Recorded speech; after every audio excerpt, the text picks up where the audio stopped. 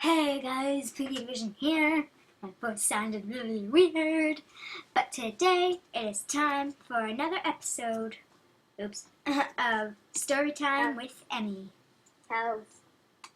What? Cows. Wait, are you wearing headphones? No. Cows. Oh my god. Okay, Lucy, I'm actually going to need you to be normal. Hey. Cows. No, Lucy. Yeah, I will. I'm sorry. I'm really sorry. So today I'm going to start reading a little story that I started writing about our old skyblock. Cows. And it's a little bit more realistic. It's as if Minecraft were real life, and it's only based off of certain things that happen. So it starts about a month into when we found it. Let's do this. It's called Calem, Insula, Sky Island, Part 1, Island Paradise, Day 30.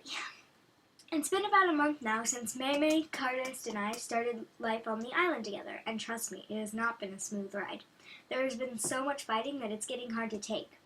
Sometimes when I'm in some big fight with Cardist, then I just put my stuff in a chest and decide to take my mind off of things by throwing myself off the island. I'm very suicidal. So I don't know what I'm going to do. I just love living on the island. Day 31. I woke up this morning with a nagging feeling in my stomach. I felt like, although we had made a pact that it would always be just us, I needed Daisy's emotional support. So far we have Cardist, Daisy, and me! So, I just couldn't take it, so I invited her to the island. Of course she said yes. As soon as she arrived, I told her everything that happened. Being the loving friend that she is, Daisy sat with me in my room all night. She built bunk beds for us and gave herself a chest so that she could stay with me to comfort me whenever I needed it. Before Daisy drifted off to sleep after her long day of travels, she said, "I'll talk to Cardist in the morning." Day 32. I woke up with a tear-stained face and went to wash my face off. I guess I had started crying in my sleep. Almost immediately after I finished up in the bathroom, Daisy walked in with a heaping tray of breakfast for me. "Sit down," she told me.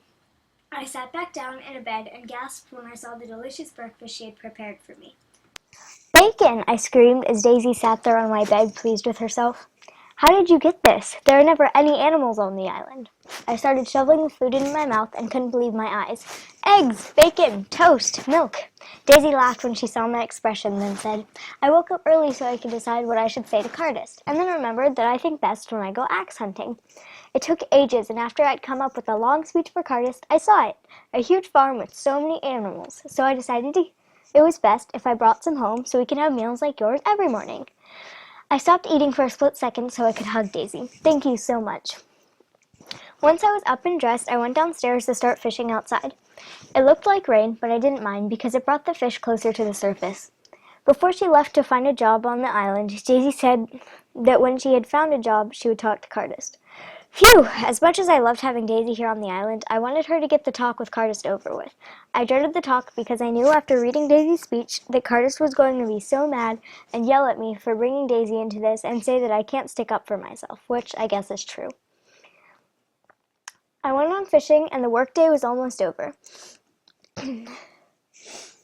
Lost my place. I was wondering why Daisy hadn't talked to Cardist yet, and then I heard it, a loud, high-pitched shriek. I rushed past May, who was hunting in the forest, and climbed out onto the highest jungle tree I could find. I thought I was safe until I saw Cardist running at me with none other than a flint and steel in her hand. I thought my plan was foolproof, but I had forgotten about fire.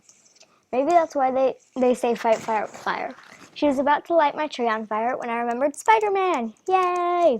He came rushing in, knocking Cardist off her feet. He took the flint and steel from her and buried it down at bedrock level. I walked home with Spider-Man, and when we got up to my room, I popped in the cat disc and started listening to music and took a nap. At this point, Daisy has moved out. When I woke up, it was about 11 o'clock at night. Everyone had just gone to bed, or so I thought. So I decided to put my armor on and then take Spider-Man mob hunting. I went downstairs to the apartment building lobby and unhitched Spider-Man. That was the moment I knew I wasn't alone. I heard a sneeze and turned around. Mama had been watching me since I came downstairs, which I soon realized had been for about 20 minutes. I whispered to her, "Margaret something something something." Can't know her real name.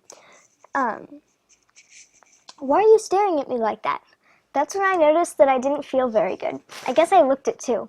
That's when Captain Obvious said, "You don't look very good. I guess you might be sick. Or I think you might be sick." Wow, thanks. I stuck my tongue out at her and went back upstairs. I started feeling worse. Good thing I sleep by a window. I still couldn't sleep, so I started thinking. What if I started calling Spider-Man Spidey? Why not? How about if I stopped fishing and took up another hobby, like making clothes and opening a post office? Why not? But I'll still fish. That's when I drifted off to sleep.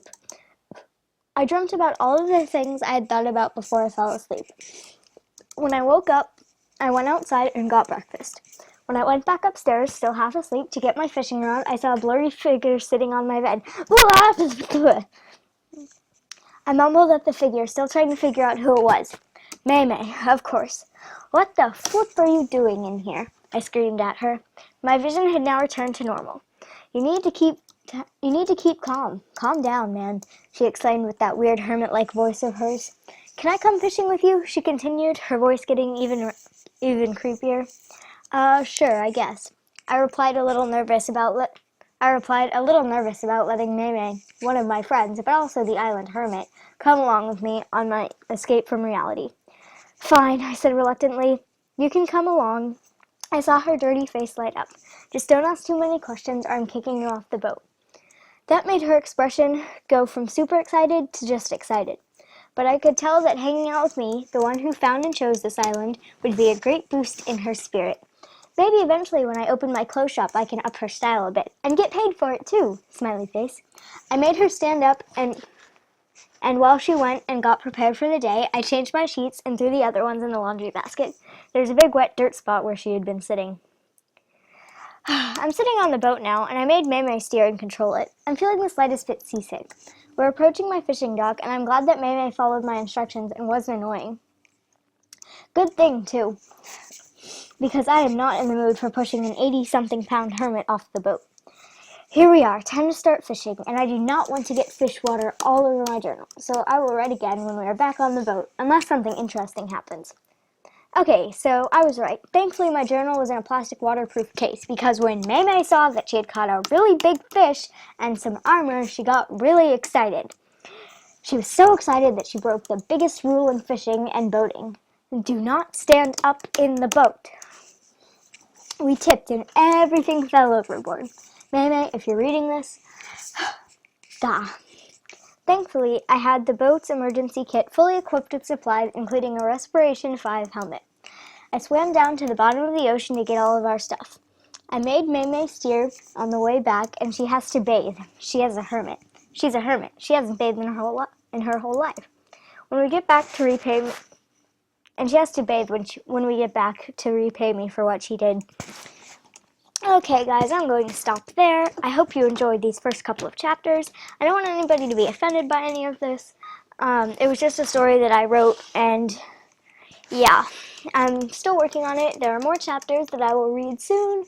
I hope you enjoyed. I'm Piggy Division. Subscribe, like, comment any ideas of what you want me to record next. Oink.